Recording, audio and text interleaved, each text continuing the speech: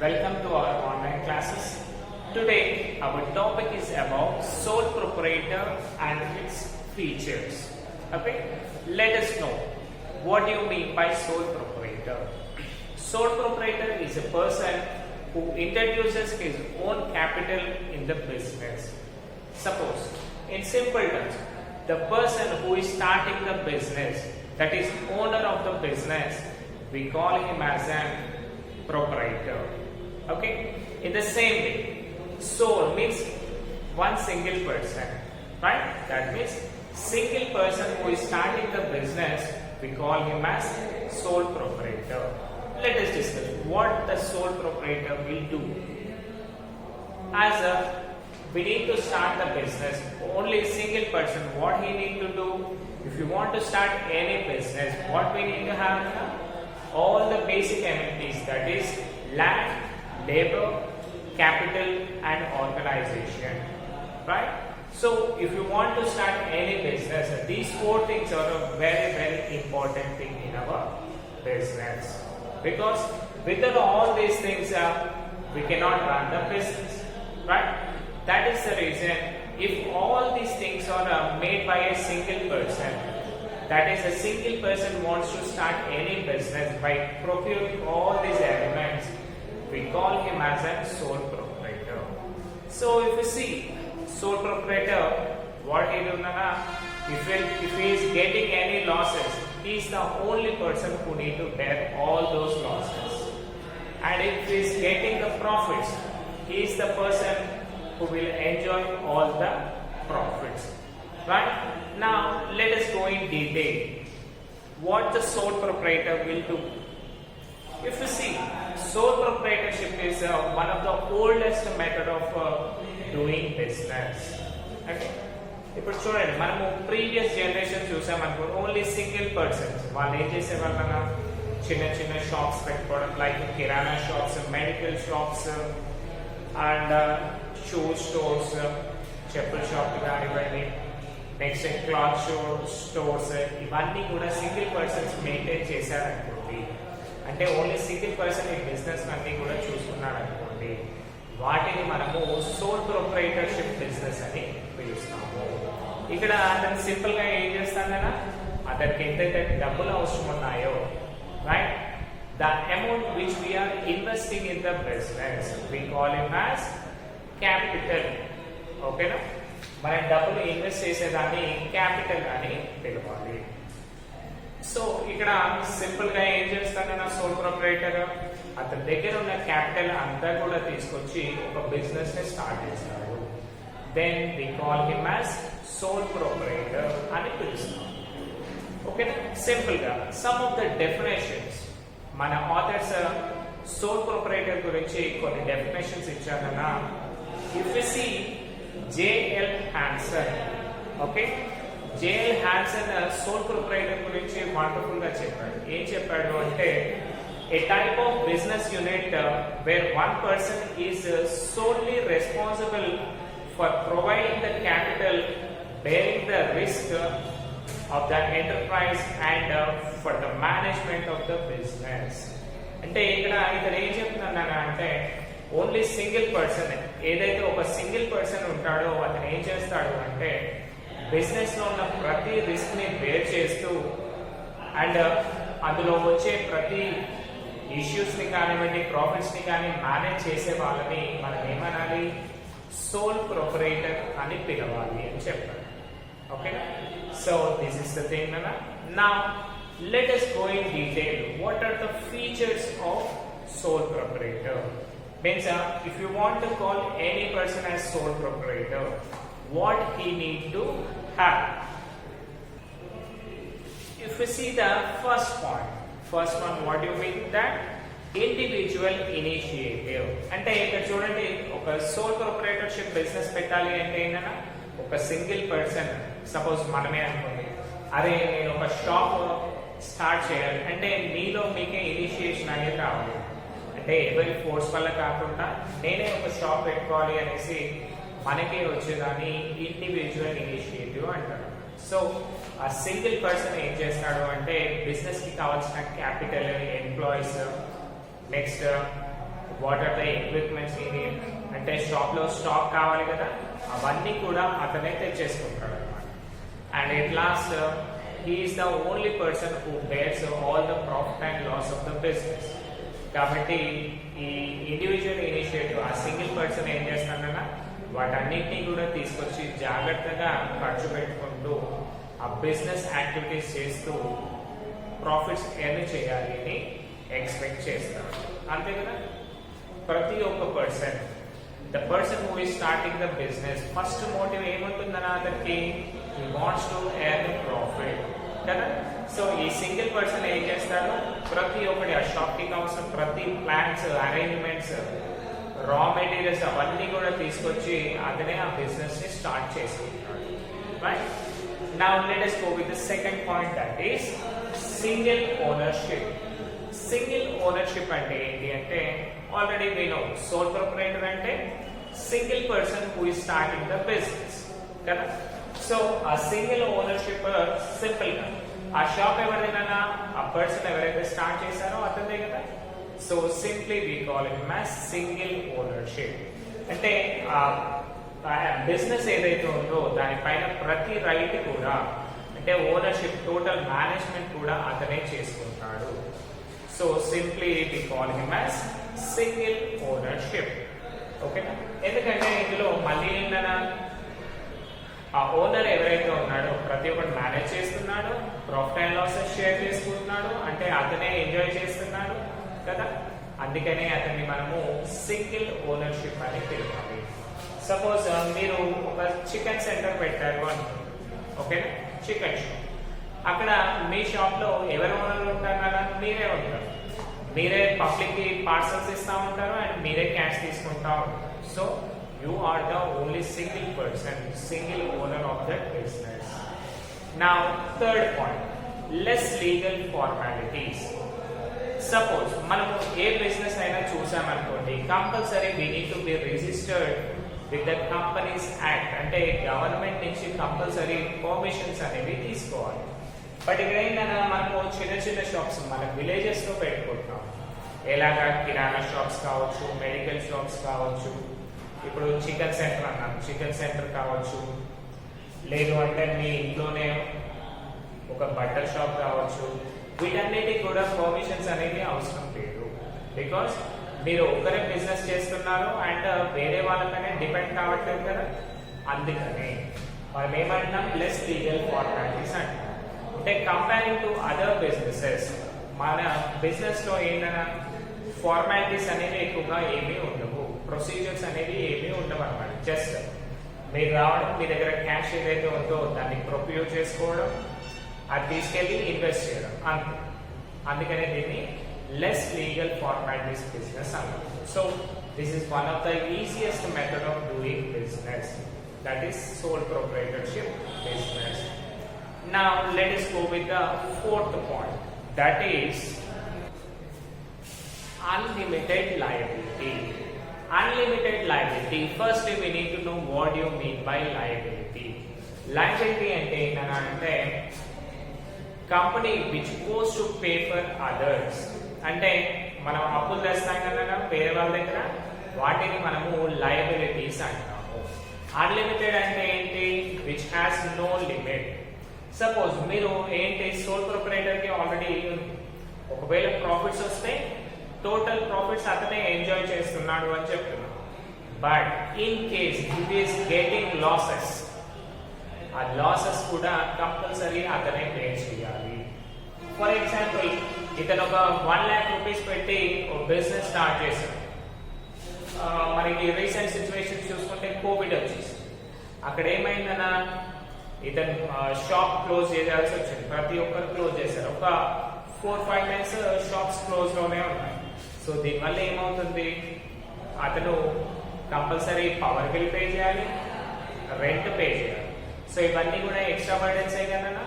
So ఇక్కడ ఏమవుతుంది, అతని అప్పులు అనేవి పెరిగిపోతాయి. అంటే ఇన్వెస్ట్ చేసిన అమౌంట్ లాస్ అవుతాడు, అంటే గూడ్స్ స్పాయిల్ అయిపోతాయి, ప్లస్ రెంట్ ఇవన్నీ కూడా ఎక్కువ పడతాయి. అంటే ఇతను ఏంటి 1 lakh రూపీస్ పెట్టి ఇన్వెస్ట్ చేశాడు, బట్ 1 lakh సరిపోయిందా, లేదు.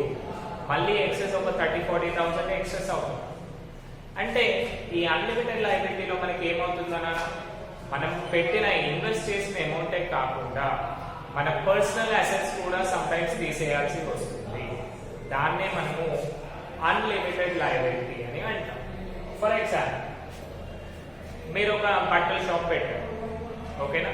బట్టల షాప్ పెట్టారు, ఇన్వెస్ట్ చేసిన ఒక 1 monthకి లాక్డౌన్ వచ్చింది అనుకుంటాం. ఒక 6 months ఏమైందనా, ఆ బట్టల షాప్ క్లోజ్ చేశారు మీరు, ఎందుకంటే ఎలాంటి షాపింగ్స్కి ఆప్షన్స్ లేవు.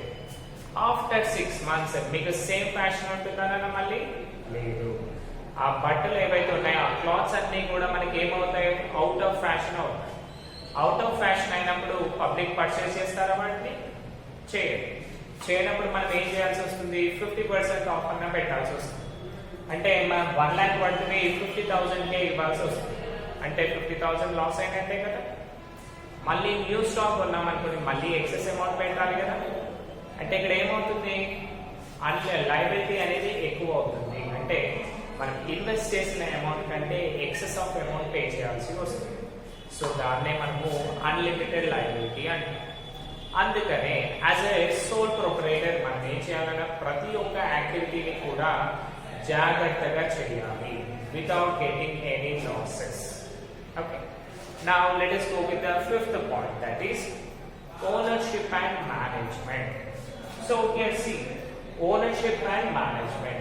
Ownership అంటే ఏంటన్నా, టోటల్ రైట్స్ అన్ని ఉండేదాన్ని మనము ఓనర్షిప్ అంటాము. Next management, total all management of the business మనము మేనేజ్మెంట్ అంటాం. ఇప్పుడు చూడండి, రిలయన్స్ తీసుకున్నాం అనుకోండి, రిలయన్స్ ఓనర్షిప్ ఎవరికి ఉంటుంది, అనిల్ అంబానీకి ఉంటుంది, దట్ ఈస్ ముఖేష్ అంబానీకి ఉంటుంది. అదే మేనేజ్మెంట్ ఎవరికి ఉంటుందన్నా, అతని కింద ఎవరైతే వర్కర్స్ ఉన్నారో, మేనేజ్ చేసే వాళ్ళు ఉన్నారో వాళ్ళకి మేనేజ్మెంట్ ఉంటుంది. అంటే ఇప్పుడు వేరే కంపెనీస్ చూస్తే 2 parts అయ్యాయి, ఓనర్ సపరేట్ ఉన్నాడు, ఆ బిజినెస్ ని మెయింటైన్ చేసే వాళ్ళు సపరేట్ ఉన్నారు కదా. సో ఇక్కడ 2 people ఉన్నారు. అదే మనము మన సోల్ ప్రొపరేటర్ చూసామనుకోండి, ఓన్లీ సింగిల్ పర్సన్ కనుక టోటల్ బిజినెస్ ని కూడా అతనే ఎంజాయ్ చేస్తున్నాడు కదా. సో ఇప్పుడు మన బట్టల షాప్ చూసుకున్నాం అనుకోండి, అక్కడ ఏంటి, అతను ఒకే పర్సన్ ఉంటాడు కాబట్టి టోటల్ ఆ బిజినెస్ ఓనర్ తనే ఉంటాడు. Because he is the one who invested that capital, అంటే మనీ ఇన్వెస్ట్ చేసిన పర్సన్ అతనే కదా. So he is the single owner. And management, ఆ షాప్ మొత్తం కూడా ఎవరు చూసుకుంటారు కదా, కస్టమర్స్ ని వాళ్ళందరినీ కూడా ఇతనే చూసుకుంటాడు. కాబట్టి ownership and management both are same in case of sole proprietorship. Okay, suppose ఇంకా చూసుకుంటే మనం ముతూట్ ఫిన్కార్ప్ వెళ్ళాలనుకోండి, ముతూట్ ఫిన్కార్ప్ యాక్చువల్ గా స్టార్ట్ చేసిన ఓనర్ వస్తాడన్న, రాడు, అతన్ని ఓనర్ అంటారు. ఇక్కడ మన బ్రాంచ్ లో ఎవరు మేనేజ్ చేస్తున్నారు, ఆ బ్రాంచ్ మేనేజర్ మేనేజ్ చేస్తారు. సో ఇక్కడ management of that business is different person కదా. సో ఇక్కడ ఏంటన్నా, వేరే బిజినెస్ లో ఓనర్షిప్ అండ్ మేనేజ్మెంట్ డిఫరెంట్ గా ఉన్నాయి. బట్ వేరే సోల్ ప్రొపరైటర్ లో both are same because only one person is managing the business and he is the investor of that business, right? Now let us go with the next point, that is motivation. Motivation means excitement to do work. అంటే మనం work చేయాలి అని కసిన వచ్చేదాన్ని మనము motivation అంటాం. అంటే the object, the goal which is focusing us in order to work, వాటిని మనము మోటివేషన్ అంటాం. సో ఇప్పుడు మనం సోల్ ప్రొపరైటర్ లో చూసామనుకోండి, motivation will be obviously with the single person and he is a direct motivator. He himself wants to do the work because he is the only person who started the business కదా. అతనే business start చేశాడు కాబట్టి in case losses వచ్చాయనుకోండి, ఎవరికి loss కదా, తనకే loss.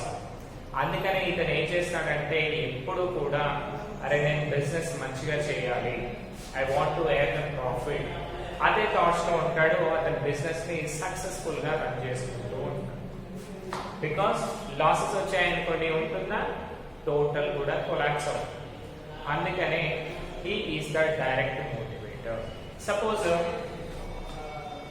మనం ఏదైనా ఆఫీస్కి వెళ్ళామనుకోండి, ఆఫీస్కి వెళ్ళినప్పుడు ఏమైందన్నా లంచ్ టైంలో వెళ్ళామనుకుంటాం. సపోజ్ ఆ లంచ్ టైంలో వెళ్తే ఆఫీస్లో ఏం చేస్తారు, సార్ ఇది లంచ్ టైం సార్, ఒక హాఫ్ అన్ అవర్ అయినాక రండి, లంచ్ టైం అయిపోయాక అని చెప్తారు కదా.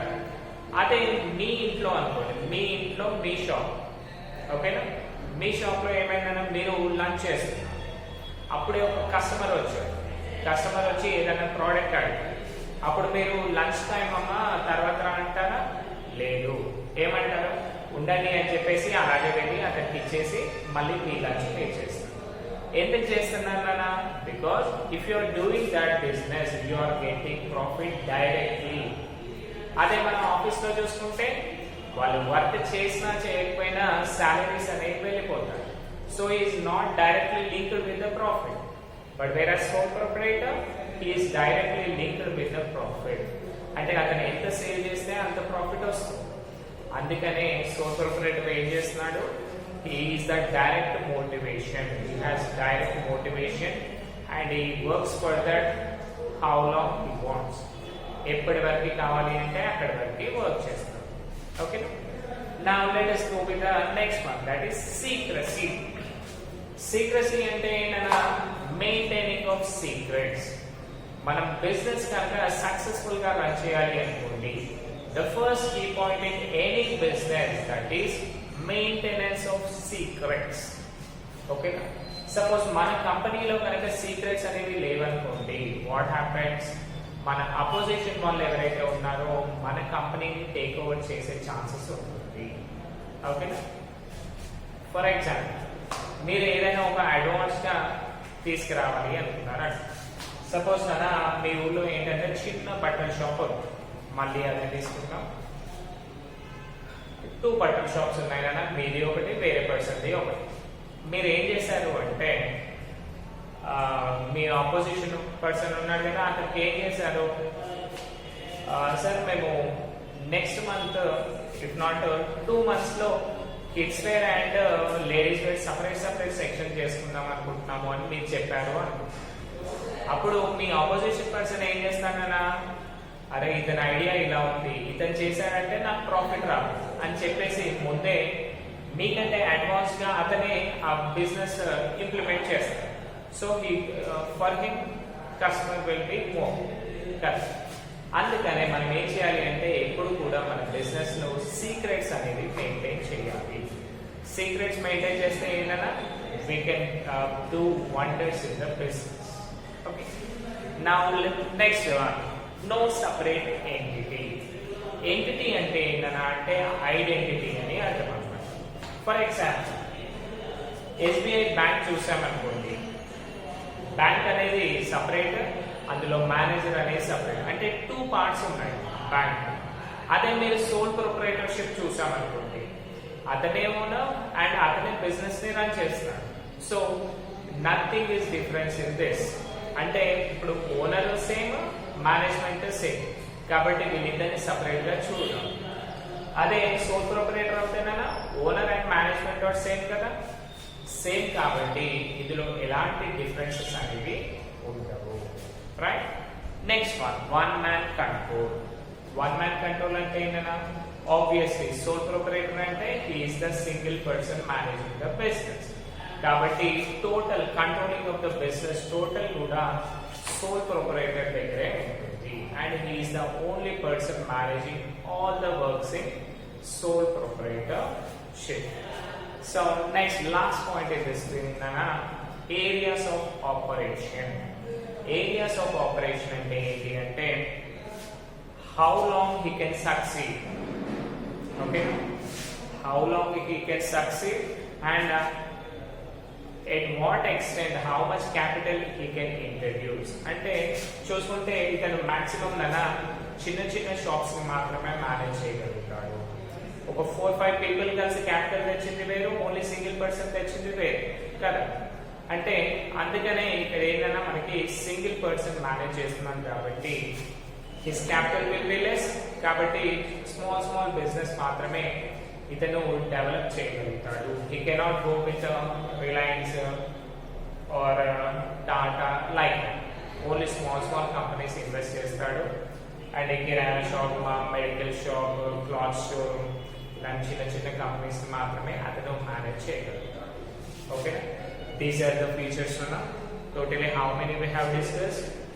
10 points we have discussed, that is characteristics of the business. So ఇవన్నీ కూడా మీకు చాలా important, you will get in 10 marks point of view. So hope you all understood, and thank you. If you like my video, share, like and subscribe. Thank you.